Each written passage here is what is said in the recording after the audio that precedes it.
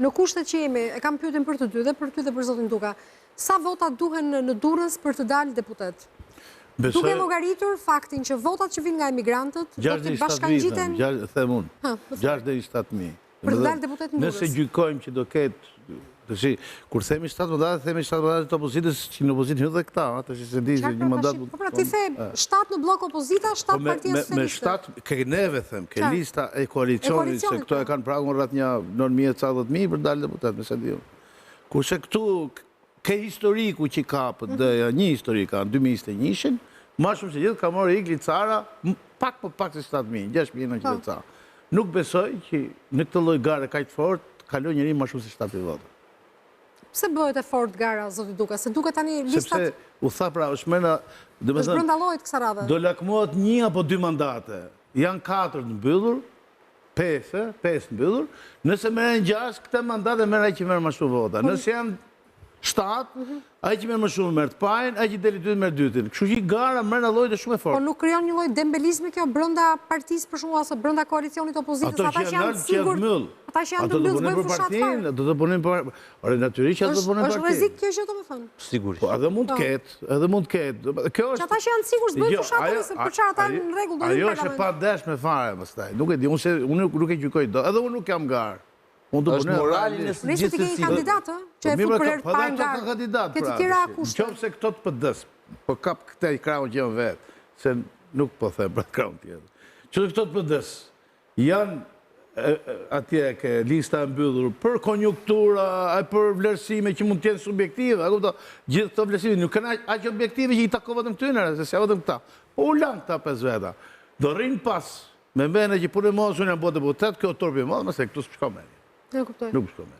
Rezi, 9 ose 10.000 vota ju duhen, thot zoti Duka.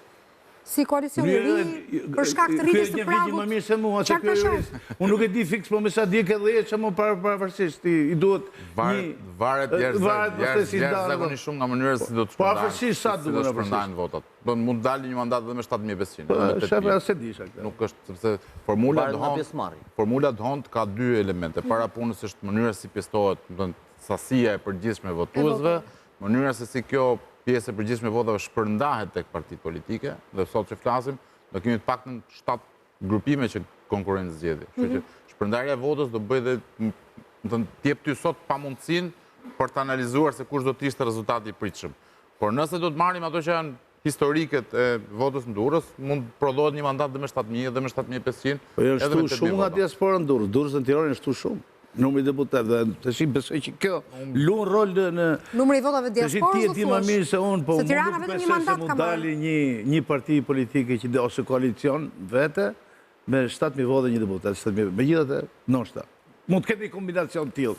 Po besoj që ju ku hyni garës, ju do të hyni të shinoni 9 deri 10.000 vote. Nuk është kjo çështje.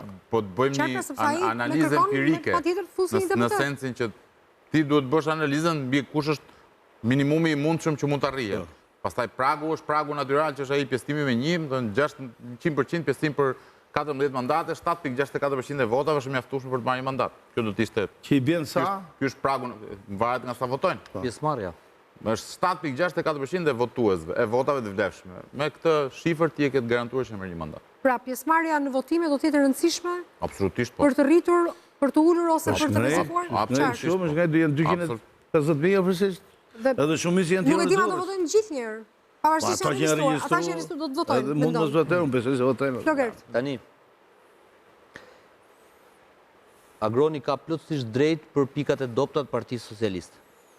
Nuk ka as më të voglin diskutim. Po, vështimi që bëri ishte? Janë individ me influencë të cilët e kanë humbur valencën e tyre politike dhe eventualisht edhe Rama nuk është atje në kuptimin siç ishte në 2021. Në Durrës dhe në Vlorë ka qenë Rama në 2021. Po, në Durrës dhe në Vlorë dhe zgjodhi Durrësin në fund si deputet. Por duhet parë gjithë tabloja për të parë ku mund të shkojë rezultati. Pra, fakti që Partia Socialiste ka një dobësim, nëse do e themi kështu, skuadrës, a është përkthyer automatikisht në forcim të skuadrës tjetër kjo? Dhe këtu ka disa komponentë që nuk janë në favorin e opozitës.